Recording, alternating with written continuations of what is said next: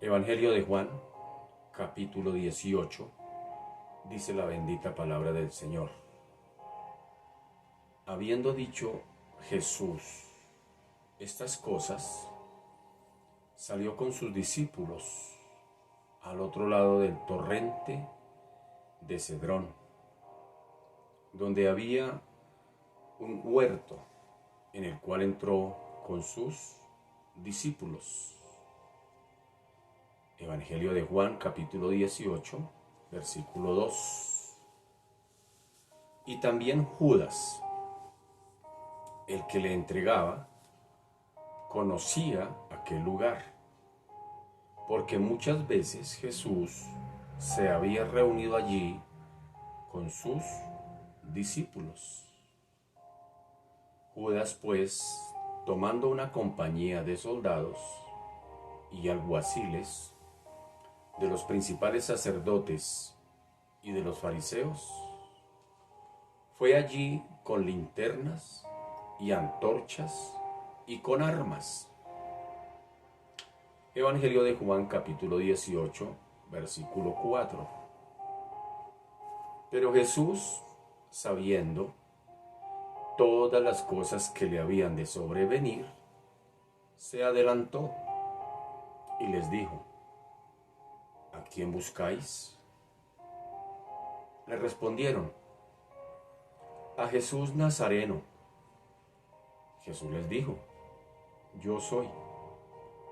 Y estaba también con ellos Judas, el que le entregaba. Cuando les dijo: yo soy, retrocedieron y cayeron a tierra.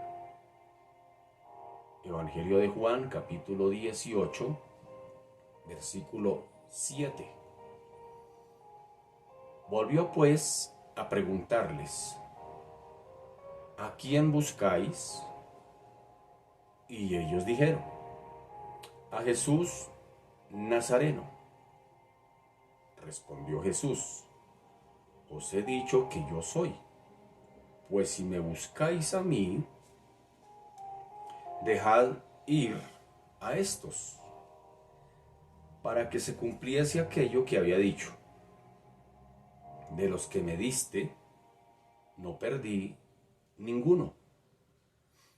Entonces Simón Pedro, quien tenía una espada, la desenvainó e hirió al siervo del sumo sacerdote y le cortó la oreja derecha, y el siervo se llamaba Malco.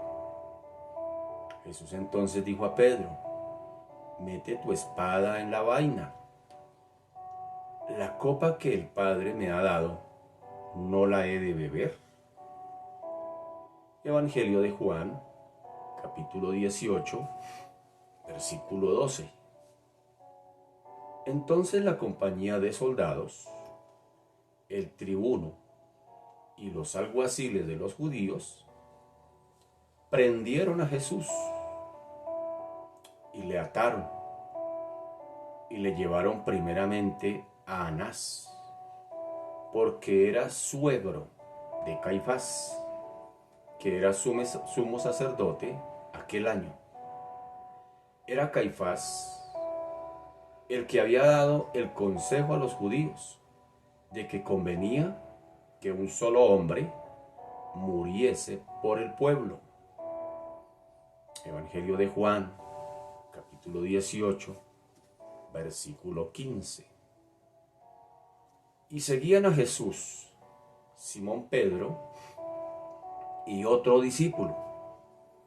Y este discípulo era conocido del sumo sacerdote, y entró con Jesús al patio del sumo sacerdote. Mas Pedro estaba afuera, a la puerta. Salió pues el discípulo que era conocido del sumo sacerdote, y habló a la portera, e hizo entrar a Pedro. Entonces la criada portera dijo a Pedro: ¿no eres tú también de los discípulos de este hombre? Dijo él: no lo soy.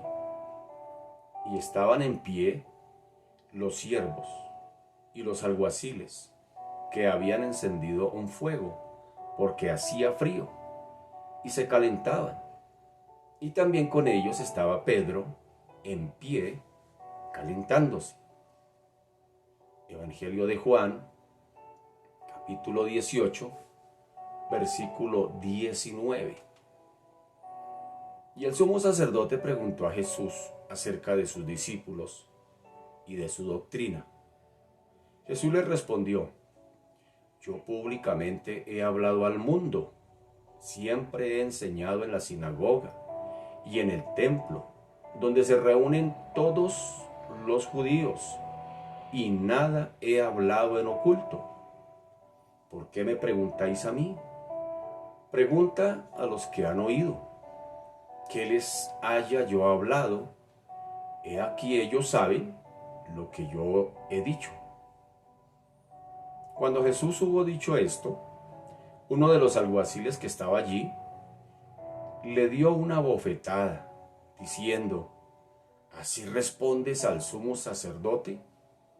Jesús le respondió: si he hablado mal, testifica en qué está el mal, y si bien, ¿por qué me golpeas? Anás entonces le envió atado a Caifás, el sumo sacerdote. Evangelio de Juan, capítulo 18, versículo 25. Estaba pues Pedro en pie, calentándose, y le dijeron: ¿no eres tú de sus discípulos? Él negó y dijo: no lo soy.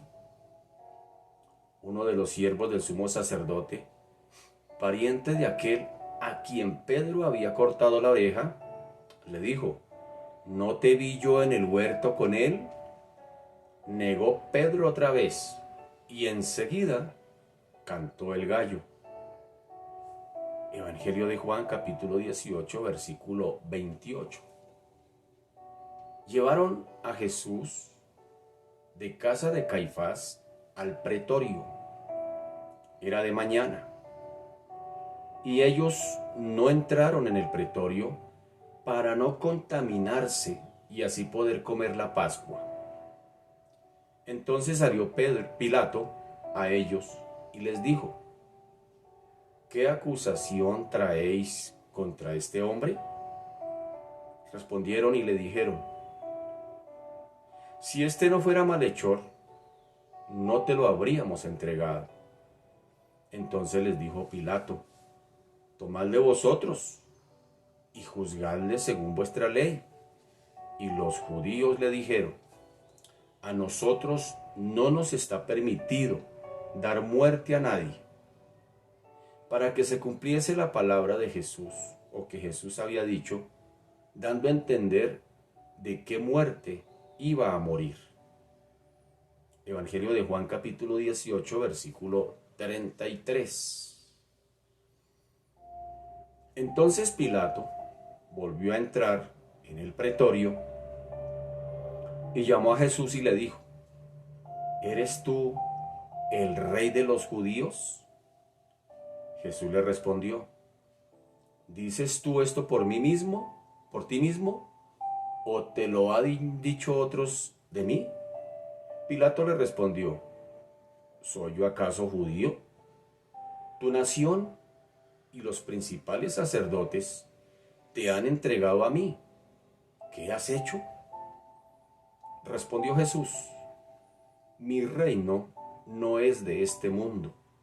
Si mi reino fuera de este mundo, mis servidores pelearían para que yo no fuera entregado a los judíos, pero mi reino no es de aquí. Evangelio de Juan, capítulo 18, versículo 37. Le dijo entonces Pilato: ¿Luego eres tú rey? Respondió Jesús: tú dices que yo soy rey. Yo para esto he nacido, y para esto he venido al mundo, para dar testimonio a la verdad. Todo aquel que es de la verdad, oye mi voz. Le dijo Pilato, ¿qué es la verdad?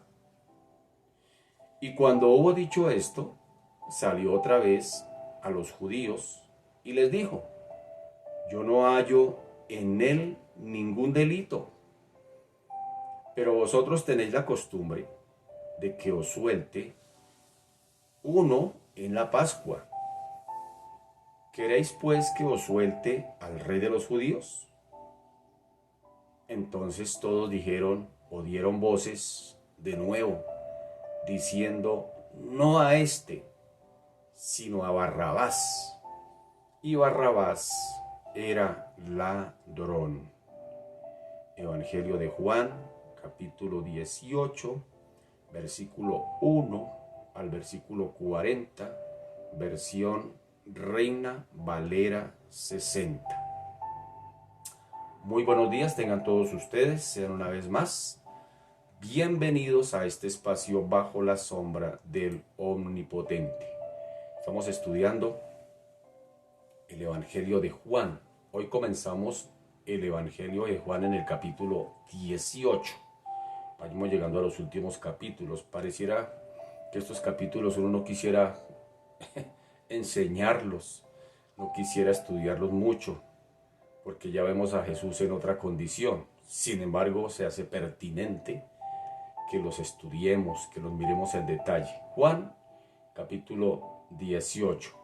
Hoy es jueves 26 de agosto del año 2021. Bienvenido, bienvenida en esta mañana, mi hermano, mi hermana, amigo, amiga, a esta sintonía de hoy, jueves 26 de agosto.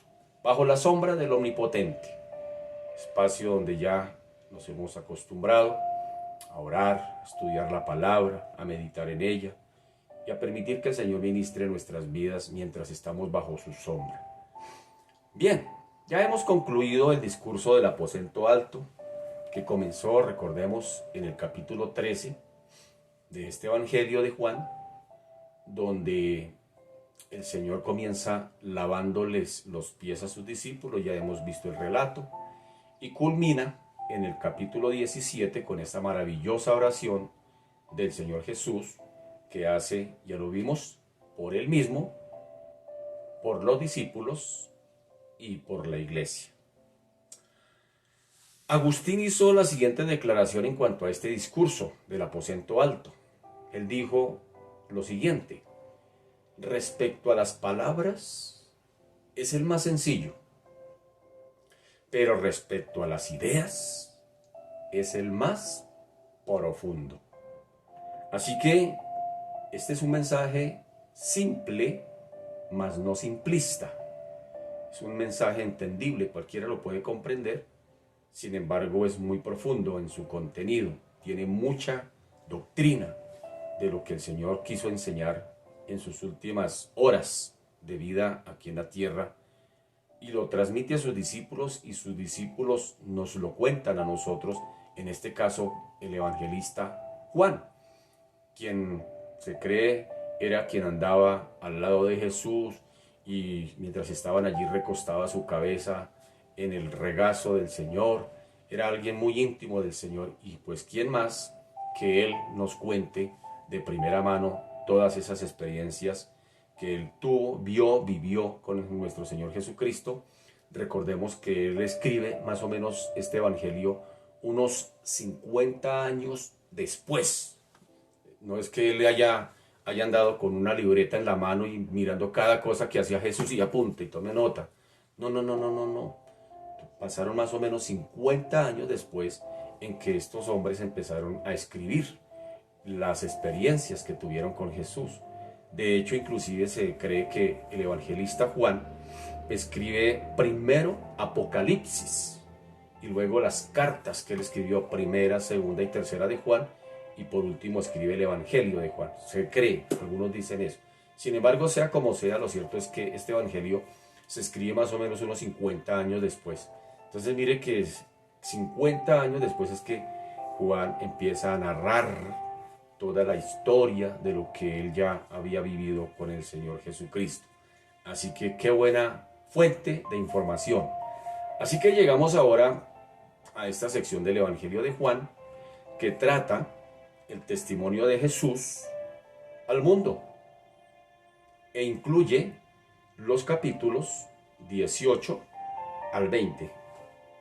Y en esta sección pues nos encontramos con en los últimos días de la vida de nuestro Señor Jesucristo aquí en la tierra.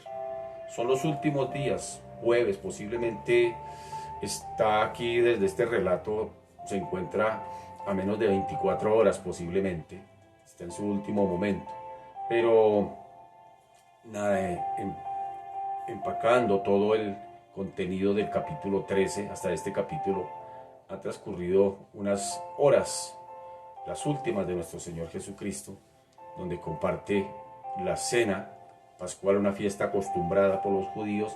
Sin embargo, era tipo del mismo Señor Jesucristo, porque en la cena lo que se hacía era, pues prácticamente en esa fiesta de Pascua, lo que se hacía era matar un cordero y entregarlo al templo para ser sacrificado.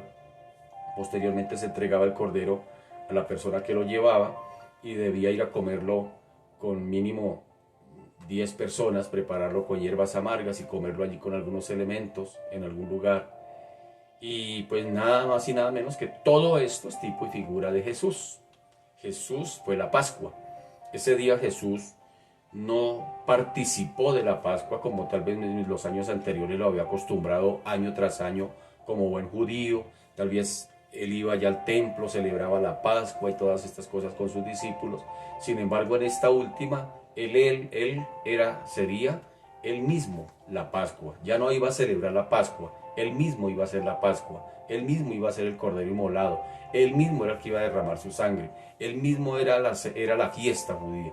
Entonces es importante tener en cuenta todos esos detalles del Antiguo Testamento, porque todo apunta hacia allí, hacia Jesucristo.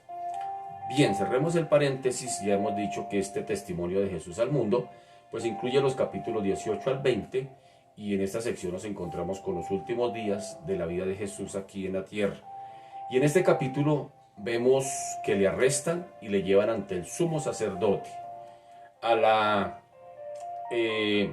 Según los otros escritores sinópticos, oígame bien esa palabra, los otros evangelistas, pues la presentación que nos da aquí Juan es totalmente diferente a la que nos dan los otros tres evangelistas, es decir, Mateo, Marcos y Lucas. Se conoce como evangelios sinópticos, esos tres. Y el término sinóptico, permítame un momentico, el término sinóptico proviene de las raíces griegas sin, que significa junto, y de la palabra opsis en el griego, que significa ver, sinóptico. Así que la palabra sinóptico pues indica que los contenidos de estos tres evangelistas, Mateo, Marcos y Lucas, pueden disponerse para ser vistos de una manera vertical o paralela. Es decir, en estos tres evangelios el énfasis que hacen estuvo colocado en la humanidad de Cristo. Es lo que hacen estos tres evangelistas sinópticos.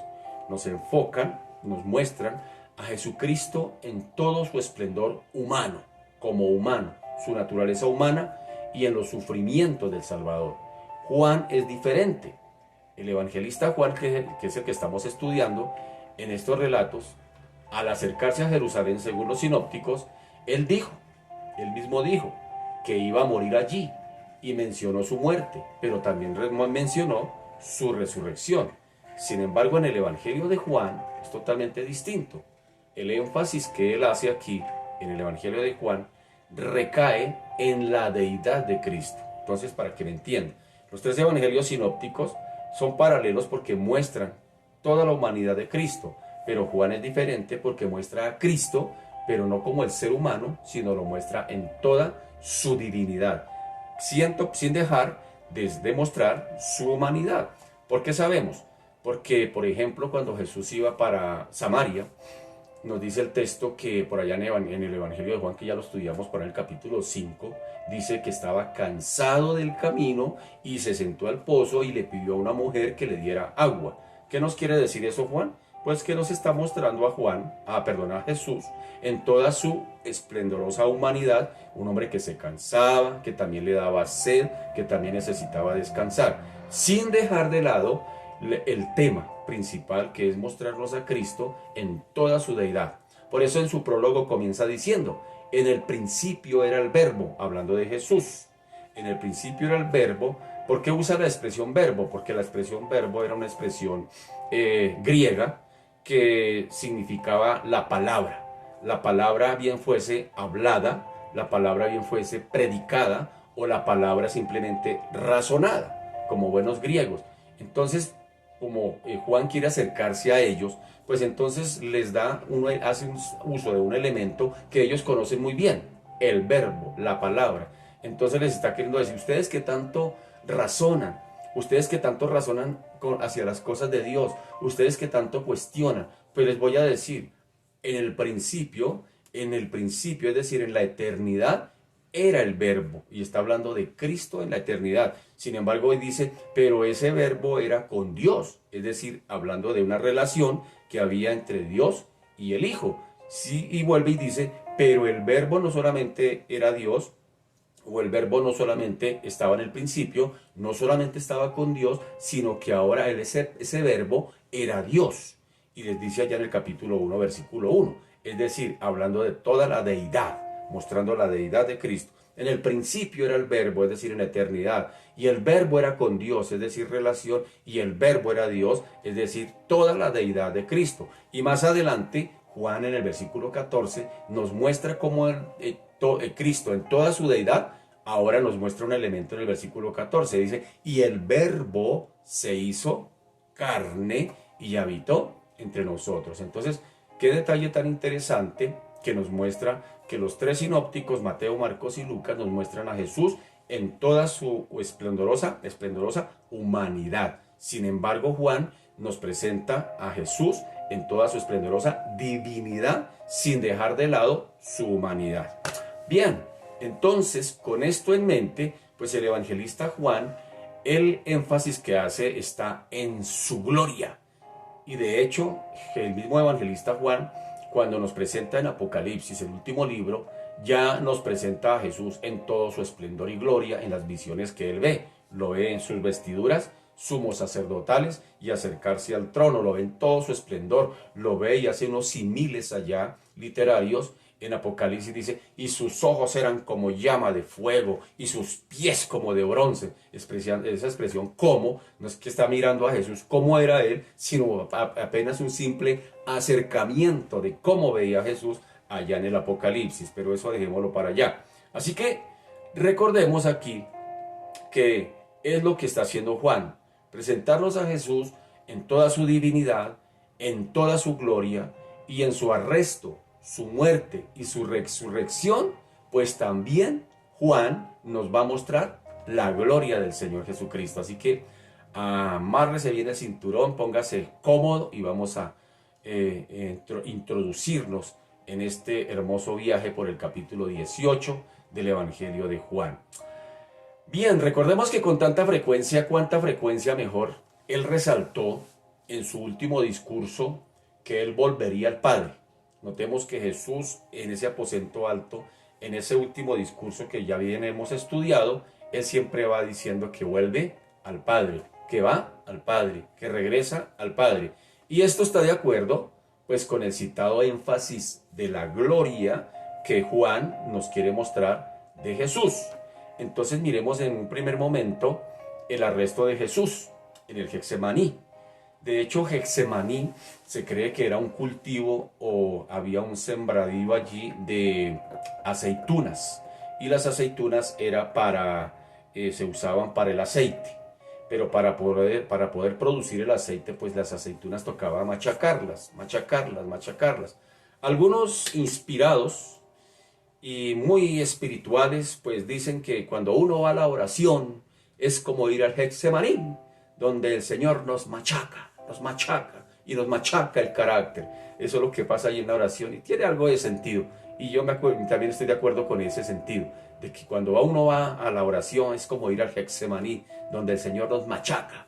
así como se machaca las aceitunas para sacar el aceite, allí en la oración el Señor también nos machaca el carácter para que cada día nos parezcamos más a Cristo. ¿Sí ve? Que la oración, más que pedir, es lo que el Señor hace a través de aquel quien ora. Entonces, por eso ya lo hemos dicho repetidas veces, que más que el pedido, el Señor está más interesado en aquel quien ora. Y posiblemente sí, el Señor allí en ese Getsemaní, en ese tiempo de oración, nos machaca el carácter, nos baja el orgullo. Alguien dijo que el camino hacia el reino de los cielos, hacia el reino de los cielos es bajando.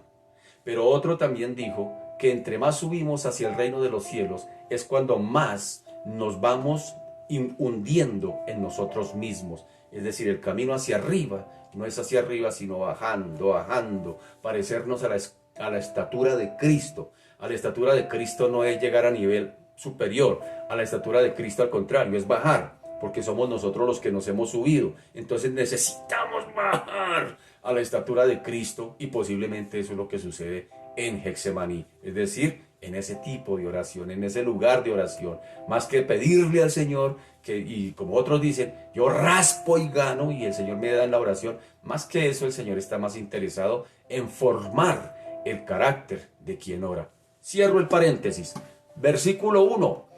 Habiendo dicho Jesús estas cosas, salió con sus discípulos al otro lado del torrente de Cedrón, donde había un huerto en el cual entró con sus discípulos. ¿Sí nota los eventos?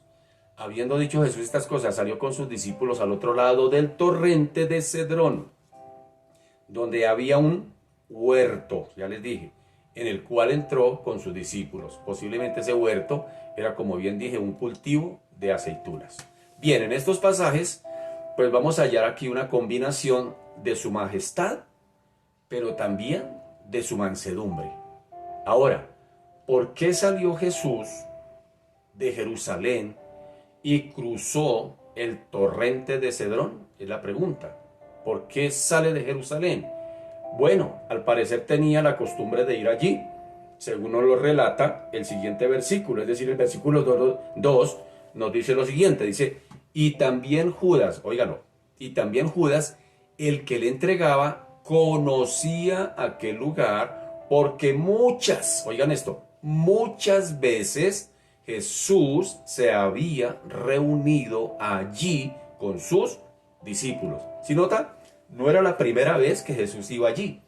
Era muchas veces, dice el texto, muchas veces, no pocas, que el Señor acostumbraba a ir allí, a ese lugar, posiblemente a orar. Y nos nombra un personaje, dice, y también Judas. Judas también conocía ese lugar. Según Lucas 21:37, dice, y enseñaba de día en el templo, y de noche, saliendo, se estaba en el monte que se llamaba de los Olivos, es decir, el mismo lugar. Lucas 22:39 dice, y saliendo, se fue como solía al monte de los Olivos, y sus discípulos también le siguieron.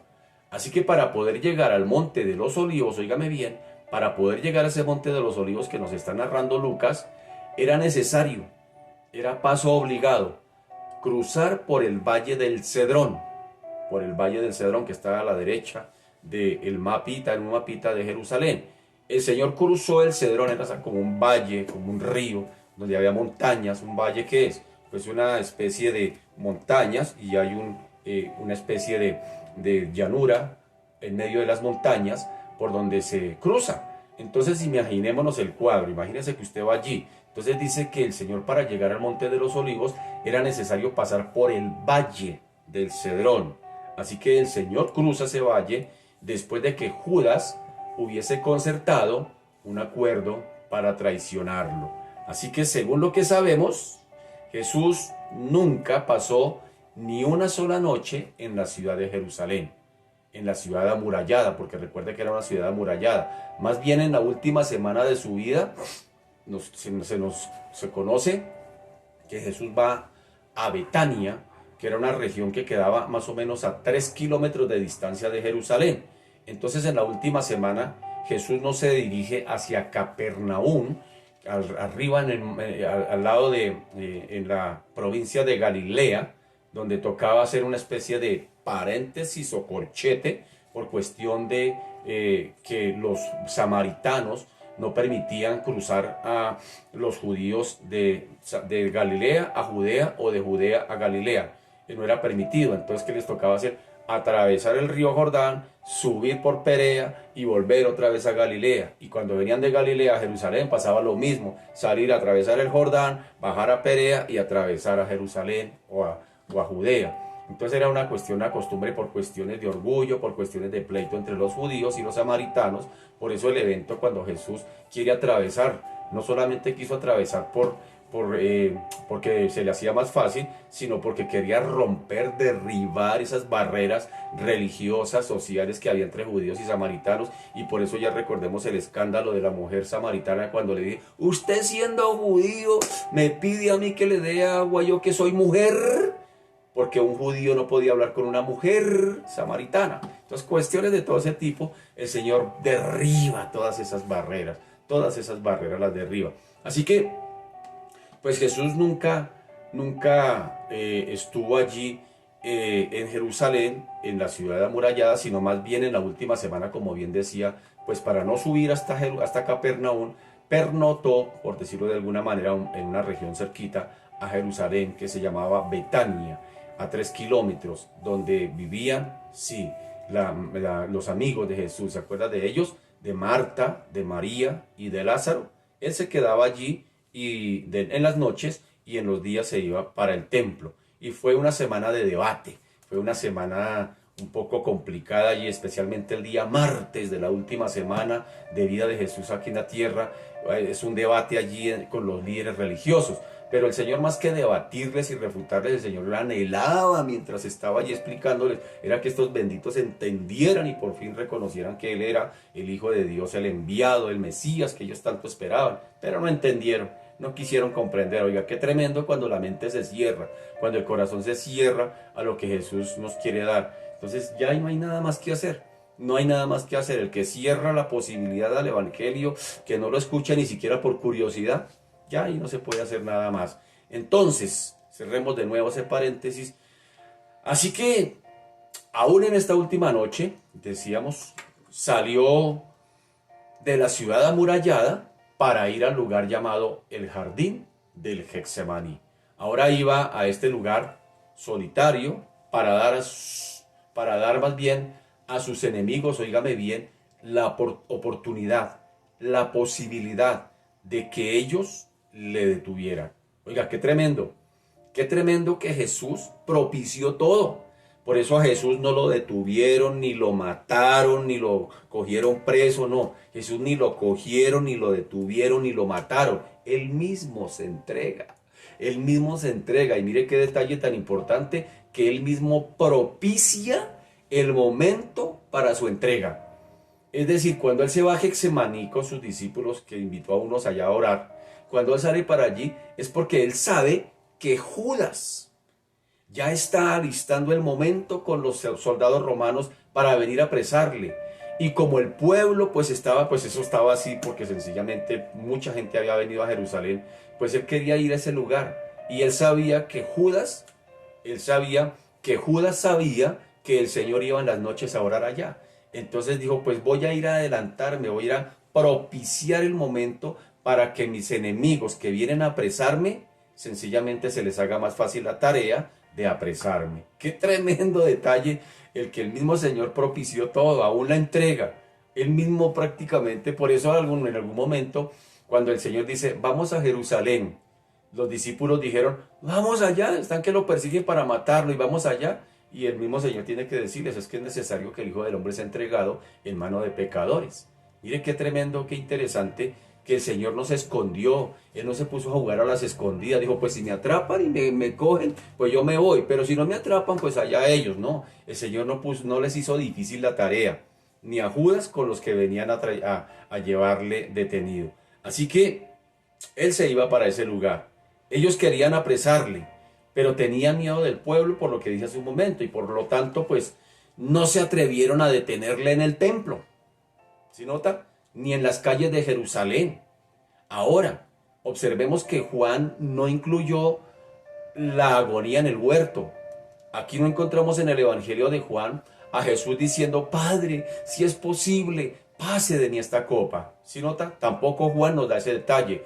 Juan no registró su oración ni su sufrimiento en ese lugar, en el Getsemaní, lo que se hicieron los sinópticos, es decir, Mateo, Marcos y Lucas, sino más bien lo que Juan nos quiere narrar aquí es a Cristo en todo su esplendor y nos habla de la gloria de Cristo. ¡Qué tremendo! Él puso el énfasis en la deidad de Cristo, mientras que los otros evangelios actuaron en su humanidad. ¿Sí nota? Por eso, por ejemplo, Mateo nos muestra a un Jesús humano, frágil. Y por eso allá en el capítulo 26, el Señor les dice, mi alma está triste, estoy angustiado hasta la muerte. ¿Sí nota? Y después nos presenta a Jesús en esa angustiosa oración allá diciendo, como lo hizo también Marcos, Papito, si es para ti todas las cosas son posibles y si te es posible, pasa de mí esta copa. Pero Juan es totalmente distinto en la presentación de nuestro Mesías. Juan nos lo presenta en todo su esplendor y toda su gloria. No nos lo presenta aquí en este caso en Getsemaní, no nos presenta la oración que Jesús hace, angustiosa, de agonía, allí sufriente, por querer hacer la voluntad del Padre. No, Juan no nos presenta ese detalle. Más bien él pone el énfasis en Cristo en todo su esplendor y toda su gloria. Así que aquí lo que nos presenta Juan es que no se opuso a su arresto, como bien decíamos hace un momento, porque él era el Cordero. Él era el Cordero de Dios, que no ofrecería ninguna resistencia, como bien nos lo dijo el profeta Isaías allá en el capítulo 53 de su libro. Angustiado él y afligido, no abrió su boca. Como cordero fue llevado al matadero, y como oveja delante de sus trasquiladores, enmudeció y no abrió su boca. Lección, lección para nosotros que decimos, es que yo soy manso pero no menso. ¿Sí ha escuchado? Es que yo no me dejo. Es que porque creen que yo soy evangélico me la van a aplicar. Me van a hacer la vida cuadritos. ¿No saben quién soy yo? Yo soy un hijo de Dios. Y un hijo de Dios merece respeto. Y es que mi padre pelea por mí. Oiga, qué cosas que a veces nosotros los evangélicos nos inventamos. Es que a mí nadie, yo soy manso pero no menso. Pero yo encuentro aquí un Jesús que nos dice Isaías, angustiado, afligido, no abrió su boca, como cordero fue llevado al matadero y como oveja delante de sus trasquiladores, enmudeció y no abrió su boca. Si Jesús hubiera tenido un solo mal pensamiento contra sus enemigos, hubiera fracasado el plan de salvación. ¡Qué tremendo! De hecho, los sacerdotes, cuando mataban el corderito que se llevaba allí, tenían que aplicarle un solo tajo, una sola cortada, una sola punzada al cordero, de una manera tal que el corderito ni siquiera podía gemir. Si el corderito gemía cuando el sacerdote le pegaba la punzada, más o menos en la vena, si el corderito gemía, hacía algo de dolor, no servía para el sacrificio. Tipo de Cristo, cuando lo llevaban al matadero, enmudeció, se entregó. Oiga, si somos cristianos, luego no somos seguidores de Cristo. Ser cristiano no es ir a una iglesia. Ser cristiano no es ir allá a cantar canciones cristianas y a decir gloria a Dios y aleluya, gloria a Dios. Ser cristiano va mucho más allá, mi querido. Ser cristiano es seguir las pisadas de Cristo. Y aquí hay una enseñanza muy interesante para nosotros, que no nos queremos dejar de nadie. Es que yo soy manso, pero no menso. Esos hogares, esos problemas en los hogares. ¿Saben por qué son los problemas en los hogares? Por el orgullo. Es que yo no rindo, yo tampoco, yo no me dejo y yo menos. Divorciémonos. Cuando yo veo un cordero aquí que nos dice Isaías 53, angustiado él y afligido, no abrió su boca, como cordero fue llevado al matadero y como oveja delante de sus trasquiladores, enmudeció y no abrió su boca. Que Dios nos ayude. Que Dios nos ayude a aprender desde nuestro gran Señor. Que Dios nos ayude a seguir sus pisadas. Que verdaderamente podamos evidenciar que somos cristianos. ¿Sabía usted que somos llamados a servir a un mundo que nos aborrece? ¿Sabía usted cuál es el poder que el Señor habla allá del Espíritu Santo en el capítulo 1 en el versículo 8 del libro de los Hechos? Cuando Él dice, recibiréis poder para que vayan y sean testigos en Jerusalén, Samaria y hasta el último de la tierra. ¿Sabe cuál es ese poder? Porque a veces uno cree que ir a recibir poder para ser testigo sencillamente significa gigante espiritual, la supercapa que dice aquí Cristo, ¿sí? No. Cuando está hablando de poder, va asociado con la palabra testigo. Y la palabra testigo significa ser mártir. Mártir. Así que cuando el Señor dice que nos va a dar el poder, óigame bien, cuando dice que nos da poder, es para que nosotros podamos tener el poder de poner la otra mejilla. Porque nosotros somos orgullosos por naturaleza, arrogantes, y yo no me dejo, y yo reclamo mis derechos, mi derecho de piso, y los únicos derechos que nosotros tenemos es a rendir lo que creemos son nuestros derechos. ¡Qué tremendo! ¡Qué tremendo! La dignidad de su persona en aquellos momentos fue absolutamente abrumadora. Recordemos que incidentes previos, cuando los enemigos del Señor trataron de detenerle, Él se escondió de ellos.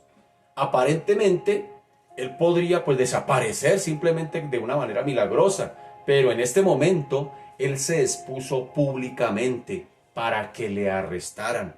Él se entregó, a Jesús no lo arrestaron, Él se entregó. Él hizo posible que sus enemigos pudieran venir a arrestarle. Él les facilitó la tarea, no se la hizo imposible, no se puso a jugar a las escondidas. No, es muy importante que tomemos nota de esos detalles. Ahora en el versículo 3 dice, Judas, pues, tomando una compañía, óiganme bien, una compañía de soldados y alguaciles de los principales sacerdotes y de los fariseos, fue allí, óigame bien, con linternas, antorchas y con armas. El evangelista Lucas nos informa, allá en Lucas 22:52, lo siguiente. Dice, y Jesús dijo a los principales sacerdotes, a los jefes de la guardia del templo, oiga, un templo con guardia, un templo con vigilancia, de la guardia del templo, y a los ancianos que habían venido contra él, como contra un ladrón, habéis salido con espadas y con palos.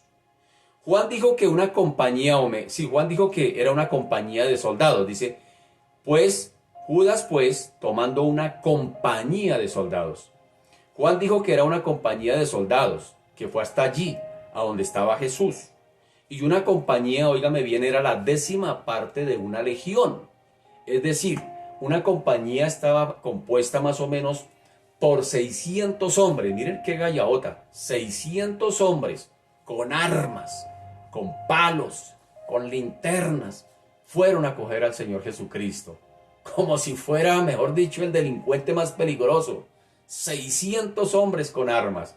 El evangelista Mateo, por su parte, dice que mucha gente vino con Judas. Él no dice la cantidad, sino habla de mucha gente. Miremoslo. Mateo 26:47 dice, mientras todavía hablaba, vino Judas, uno de los 12, y con él mucha gente, con espadas y palos, de parte de los principales sacerdotes y de los ancianos del pueblo.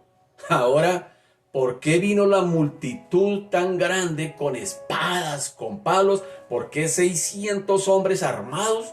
¿Por qué tan grande cantidad? Es la pregunta, para apresar a Jesús, para detener a Jesús, para arrestar a Jesús.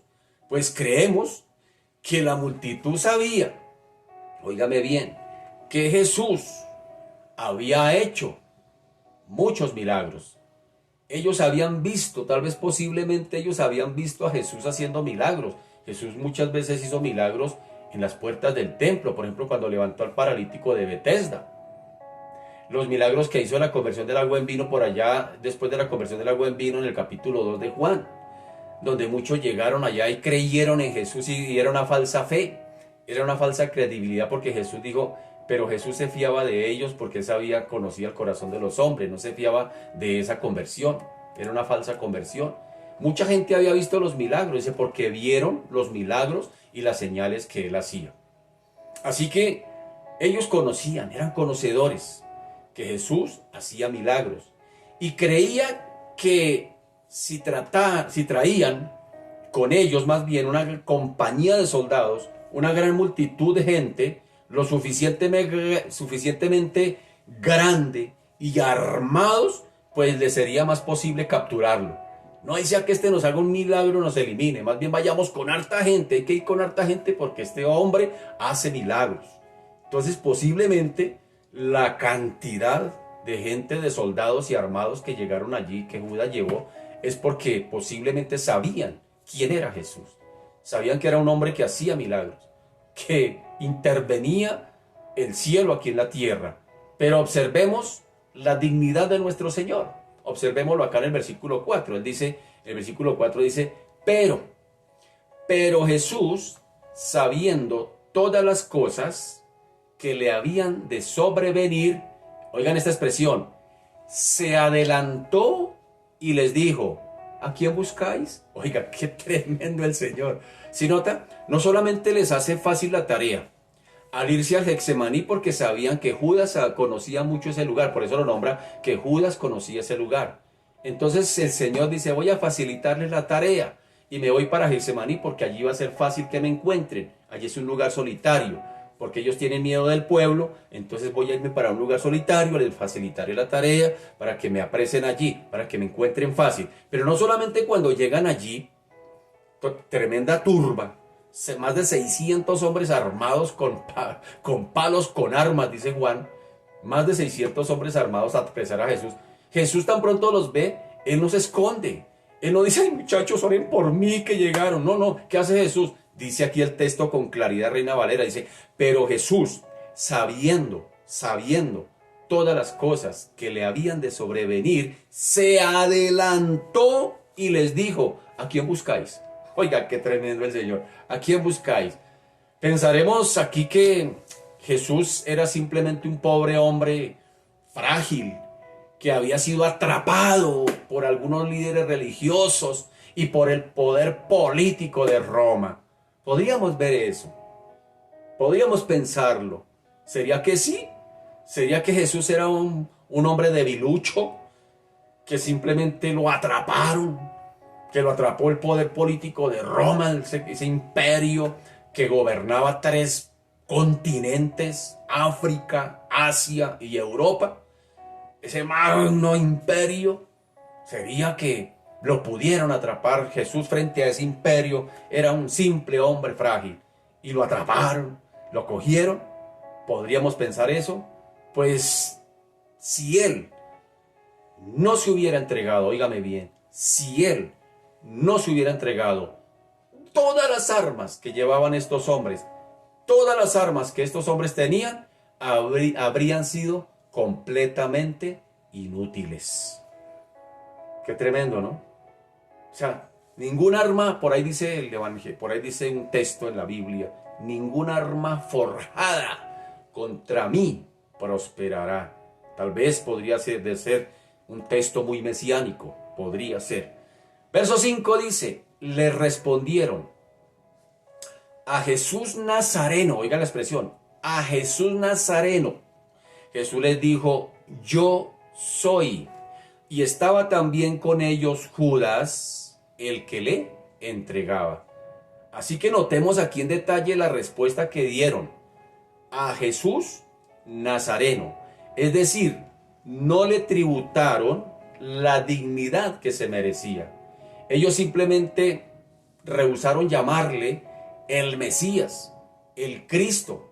Recordemos que el evento que se dio allá en Nazaret, y lo hemos dicho en varias ocasiones, cuando Jesús estaba en Nazaret como hijo de José, de María, el carpintero, el hombre Jesús, ese hombre Jesús era el que todos querían tener como vecino, como amigo, como compañero de trabajo. Tal vez las chicas era el hombre que ellos veían, lo figuraban como esposo, el hombre ideal, porque era un hombre bueno, es decir, era un hombre servicial, muy seguramente un hombre intachable, era un hombre que todos quisieran tener como el amigo. Pero tan pronto Jesús se pone en evidencia y dice, es que mi Padre y yo uno somos. Nos dice por allá los primeros textos de Juan que inmediatamente lo sacaron, lo echaron de su propia tierra. Y Jesús dijo, definitivamente no hay profeta sin honra, sino en su propia tierra. Entonces mires que cuando llegan a aprenderle, pues ellos se expresan con esa identidad de Jesús como hombre, como el hombre que conocían. Ellos simplemente no querían reconocer al verdadero Jesús como el Mesías, como el Hijo de Dios, como el enviado. Ellos simplemente dicen, estamos buscando ese hombre que se llama Jesús de Nazaret.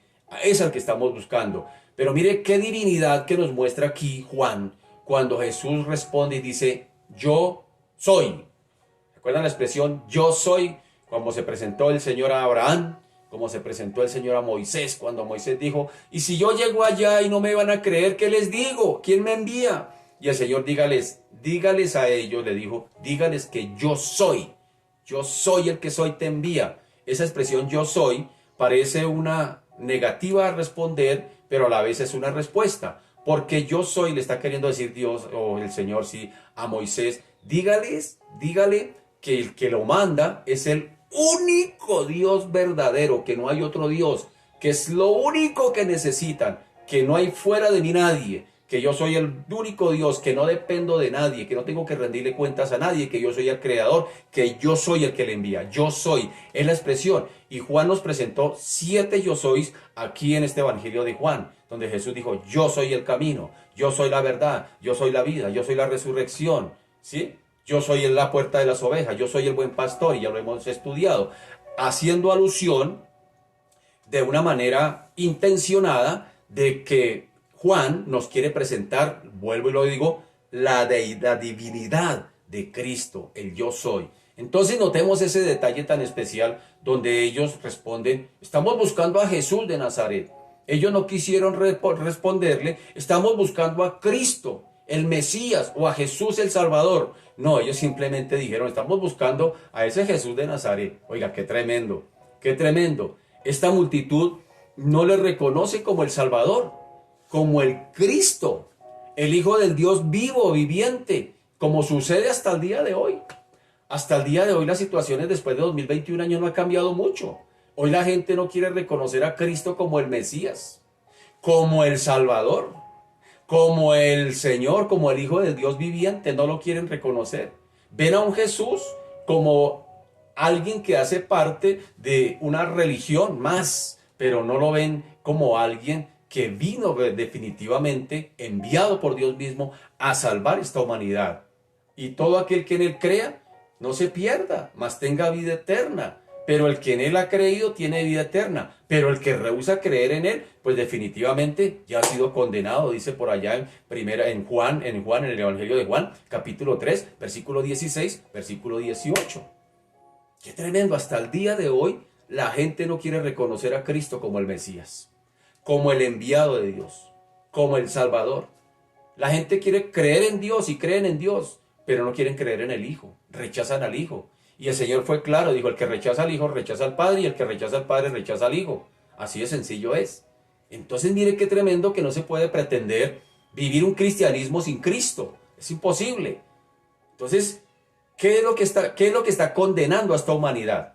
¿Qué es lo que sostiene a esta humanidad bajo la ira de Dios? Según Romanos capítulo 1, versículo 18, dice que los hijos de desobediencia están bajo la ira de Dios.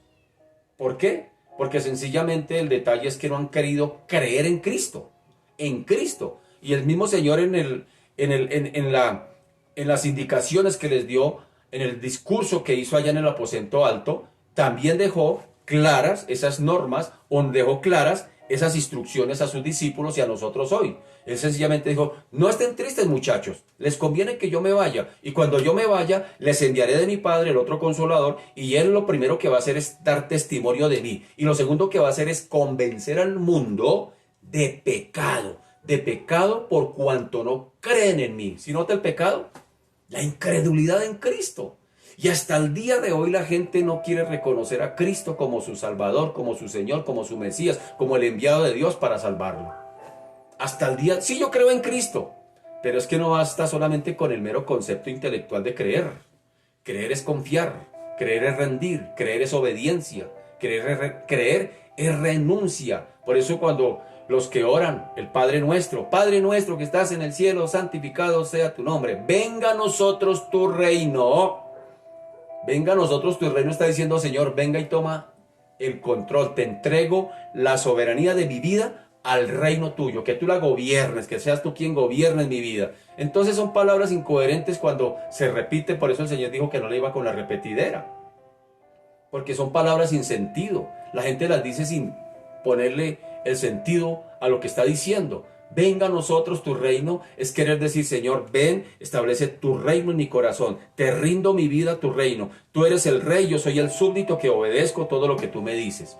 Eso es decir que venga tu reino, ¿sí ven? Entonces hasta el día de hoy la gente no quiere reconocer el reino porque la gente dice, nadie se meta con mi vida yo la gobierno, mi vida yo reino en ella. Mi tiempo, mis talentos, mis recursos, yo soy el dueño de todo. Nadie se meta con eso. Usted no tiene que decirme cómo tengo que vivir. Esta es mi vida. ¿Mi vida? Mi vida, pero porque te la dio el Señor, hermano. Entonces sí ve que hasta el día de hoy la gente, como en los tiempos del Getsemaní, como en los tiempos de ese huerto allí, cuando vinieron a arrestar a Jesús, no han cambiado mucho. No ha cambiado mucho. Es decir, la gente no quiso reconocerlo. ¿Quién era él? Le respondieron simplemente que era el hombre de Nazaret. Venimos por Jesús de Nazaret. Venimos por Jesús Nazareno. Ese hombre que es hijo de María, que es hijo de José el carpintero. Venimos por él. No quisieron reconocer, hasta aquí no quisieron reconocer quién era él, que lo que él había dicho, mi Padre y yo somos uno, mi Padre me envía y vengo a hacer la obra de mi Padre. Y el que cree en el Padre tiene que creer también en el que él ha enviado. Claras instrucciones les dio el Señor a lo largo de este Evangelio de Juan. Sin embargo, cuando llega el momento de apresarle, de detenerle, de llevarle, sencillamente ellos dicen, no venimos por ningún Mesías, venimos por Jesús el Nazareno. Qué tremendo, qué tristeza que hasta el día de hoy la humanidad entera sigue rechazando a Cristo, la sigue rechazando. Jesús es un nombre, óigame bien, es un nombre significa autoridad, es un nombre que está sobre todo nombre. No hay un nombre en la tierra más alto que el nombre de Jesucristo, ni el más popular de esta tierra será tan alto como el nombre de Jesucristo. Dije de nuestro Señor Jesucristo, completo, nuestro Señor, porque Él es el Señor, y Jesucristo porque Él es el Salvador, pero es el Mesías enviado del Padre para venir a salvar la humanidad. Nuestro Señor Jesucristo es el nombre más sobre todo nombre, ni siquiera Jesús, porque Jesuses hay muchos. Yo conozco muchos Jesuses que parecen demonios y tienen solamente de Jesús, solamente tienen el nombre. Entonces aquí tiene que hablarse es el nuestro Señor Jesucristo. Es el completo allí, el complemento, nuestro Señor Jesucristo. Y ese nombre está sobre todo nombre. El día vendrá cuando aquellos en la tierra y aún debajo de la tierra, es decir, en el mismo infierno, óigame bien, en el mismo infierno, se arrodillarán ante el nombre de Jesús.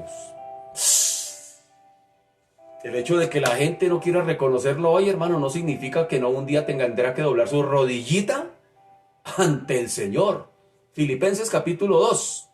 Filipenses capítulo 2 dice, haya pues en vosotros este sentir que hubo también en Cristo Jesús, el cual, siendo en forma de Dios, no estimó el ser igual a Dios como cosa que aferrarse, sino que se despojó a sí mismo, tomando la forma de siervo, hecho semejante a los hombres, y estando en la condición de hombre, se humilló a sí mismo, haciéndose obediente hasta la muerte y muerte de cruz. por lo cual Dios también le exaltó hasta lo sumo y le dio un nombre que es sobre todo nombre, para que en el nombre de Jesús se doble toda rodilla de los que están en los cielos y en la tierra y debajo de la tierra, y toda lengua confiese que Jesucristo es el Señor, para gloria de Dios Padre. Lo dice la Biblia, mi hermano. Lo dice la Biblia. Toda rodilla, toda rodilla, toda rodilla tendrá que doblarse ante el único y soberano Dios. No habrá oportunidad para aquellos que no se arrepienten. Un día el Señor vendrá como juez. Un día el Señor vendrá como juez. Ahora es el Salvador y la puerta está abierta para todo aquel que a Él venga. Él lo recibe como hijo y que se arrepienta. Pero llegará un día que ya no vendrá a salvar, vendrá a juzgar. Así que, mire lo que dice en el versículo 6. Cuando les dijo yo soy, oigan esto, cuando les dijo yo soy, retrocedieron y cayeron a tierra. Así que esta multitud posiblemente le conocía. Pero lo más extraño de todo es que Judas no le conoció. No le conoció. ¿Por qué? ¿Por qué no le conoció Judas? Es la pregunta.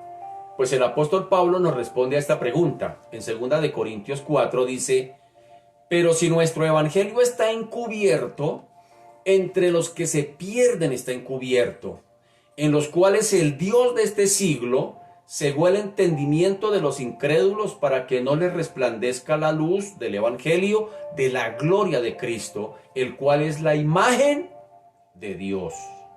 Y el mismo apóstol Pablo, a los mismos corintios en su primera carta, les escribe de la siguiente manera: pero el hombre natural no percibe las cosas que son del Espíritu de Dios, porque para él son locura, y no las puede entender, porque se han de discernir espiritualmente. Así que Judas no le conoció, porque Cristo se presentó allí como el Señor de gloria, el yo soy.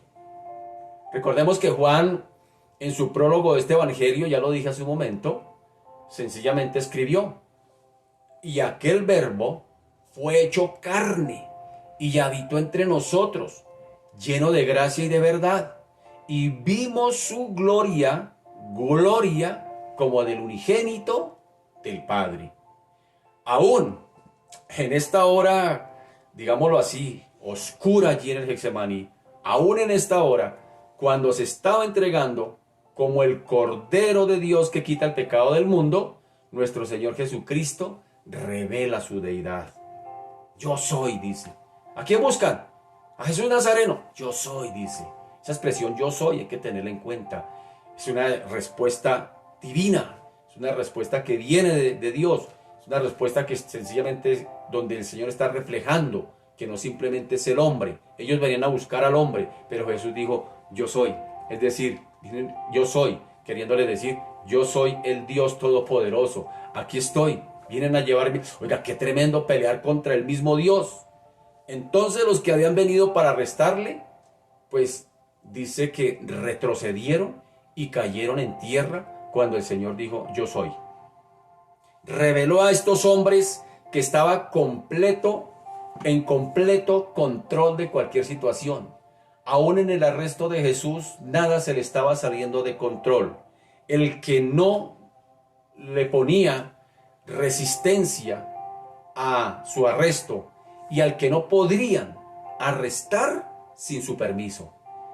Es decir, Jesús mismo, en muchas ocasiones, varias ocasiones, unas 7 más o menos en el Evangelio de Juan, él decía, no ha llegado mi hora, no ha llegado mi hora. Pero él entendió que esta era la hora, que la hora había llegado, que la hora señalada por el Padre había llegado, porque él mismo dijo, yo no hago nada por mi propia cuenta. Las obras que mi Padre me dio, esas dan testimonio de mí y esas son las que yo hago. Ahora, aquí cuando cayeron, cuando escuchan ese yo soy, ellos no cayeron precisamente para adorarle. No fue que cayeron postrados, sí Señor, para adorarle, no.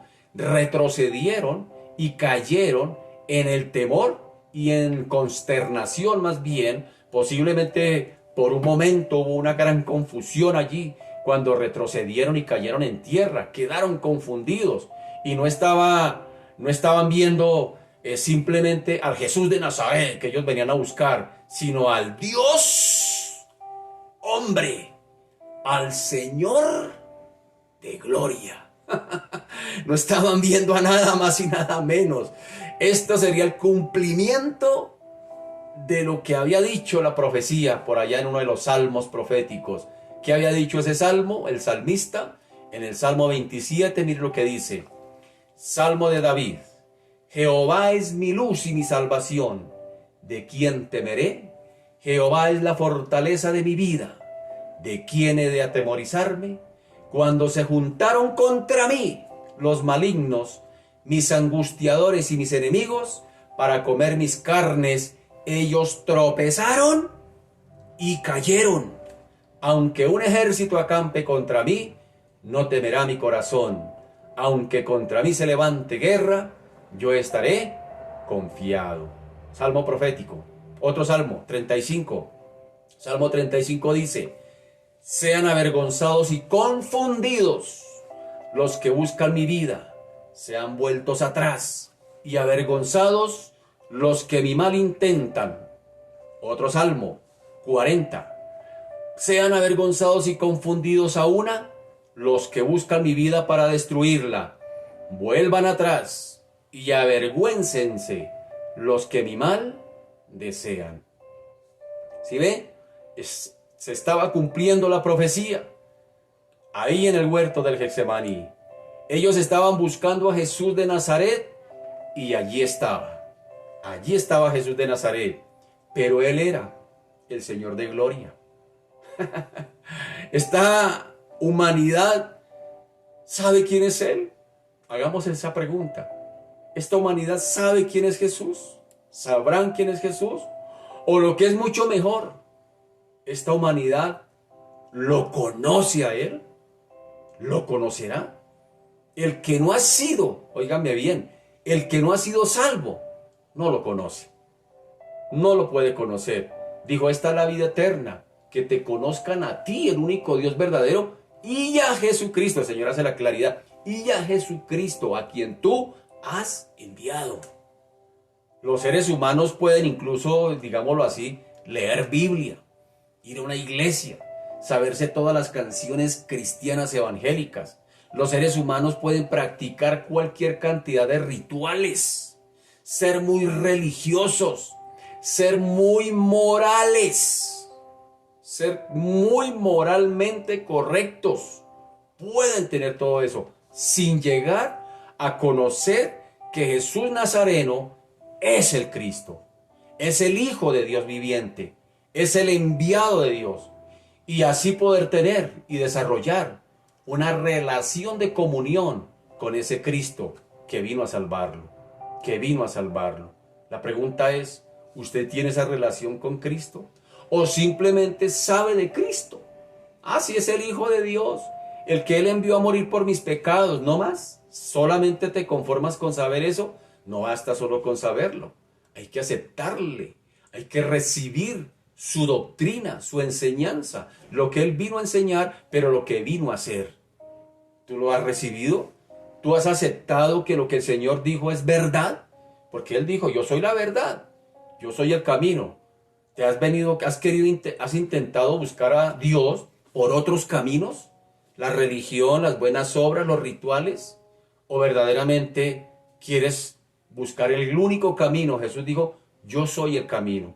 Nadie viene al Padre sino por mí. ¿O solamente te has enfocado en buscar otros intercesores? ¿Eres de los que dices Dios y, porque uno escucha eso, de personas que dicen, sí, que Diosito te ayude, Diosito y el santo tal X, Y, Z te ayude? No, el Señor dijo que no había otro hombre dado aquí en la tierra en que podamos ser salvos. Solamente Jesucristo es el intercesor entre Dios y los hombres. No hay otro hombre, no hay nadie más. No es Dios y Es el único, nuestro Señor Jesucristo, el Hijo de Dios, el enviado de Dios, que vino a salvarte, que vino a salvar esta humanidad. Y hasta el día de hoy, si estás escuchando este mensaje, es porque el Señor te está extendiendo esa invitación. Porque Él dice: de tal manera amó Dios al mundo, que ha dado a su Hijo unigénito, para que todo aquel que en Él crea no se pierda, mas tenga vida eterna. Y en esto conocemos el amor de Dios, en que aun siendo pecadores, Cristo murió por nosotros. Se entregó. No lo apresaron, no lo mataron, se entregó por usted y por mí. ¿Qué tal si en esta mañana, tú que me escuchas o en el momento en que escuches, quieras verdaderamente ya decir: no quiero seguir más religiones, no quiero seguir más intentos humanos para querer agradar a Dios? Quiero verdaderamente tener una relación, conocer ese Cristo del que me están hablando en esta mañana y tener una relación de amistad, una relación de comunión con ese Cristo. ¿Qué tal si oramos? ¿Te parece? Padre, te damos gracias en esta mañana. Hoy te bendecimos, Señor Dios de los cielos. Padre, tal vez a lo largo de la vida, Señor Dios del cielo, he escuchado hablar de ti. Y tal vez muchas veces he hablado y he escuchado hablar de religiones. Es más, tal vez yo sigo una religión tradicional. Tal vez es una religión que sigo sin saber por qué la sigo. Simplemente digo: yo sigo esta religión porque fue la religión que me enseñaron mis padres. Y fue la religión de mis abuelos. Y es la religión de mis tatarabuelos. Aquí somos seguidores de esta religión simplemente por tradición. Pero, Señor, hoy entiendo que tú no eres tradición. Que tú no eres una tradición. Que tú no eres una religión. Tú eres una persona. La persona de Jesucristo, Dios mismo que se hizo hombre y que habitó entre nosotros y que vino a salvarnos. Yo hoy te doy gracias, Señor, porque entiendo esta verdad. Y yo hoy quiero, Señor Dios de la gloria, no seguir religiones, ni aún la religión cristiana. Yo quiero seguirte a ti. Quiero seguirte a ti, porque es que tú no viniste a enseñar religión. Tú viniste, Señor de la gloria, a decirme que necesitaba un Salvador. Tú viniste, Señor de la gloria, te hiciste hombre para decirme hoy que necesito, Señor, de un Señor. Que necesito rendir mi vida a un Señor y Salvador, y ese eres tú. Tú viniste, Señor Dios de la gloria, te hiciste humano para venir a decirme, Señor de la gloria, que separado de ti nada puedo hacer. Y que si me muero, Señor, sin conocerte, sin aceptar tu obra en la cruz, tu resurrección y tu ascensión al Padre, definitivamente seré condenado. Tú viniste a decirme eso, pero no porque viniste a condenarme. No viniste a condenarme, no viniste a acusarme, viniste a salvarme. Como bien lo dice en Juan capítulo 3. Dice: porque Dios no envió a su Hijo a condenar al mundo, sino para que el mundo sea salvo por él. Y la voluntad del Padre es que nadie se pierda, sino que todos procedan al arrepentimiento. Señor, gracias. Gracias por derramar tanto amor sobre nuestras vidas, sobre mi vida, dile allí. Siendo yo pecador, ¿te hayas fijado en mí? Definitivamente yo quiero recibirte. Yo quiero recibir ese regalo de la salvación. Yo no quiero seguir jugando al evangélico ni al religioso. Yo quiero tener una relación contigo. Hoy me estás abriendo la oportunidad y la puerta a esa relación. Y yo quiero aceptarla, porque mañana puede ser tarde. Hoy quiero que seas el Señor de mi vida.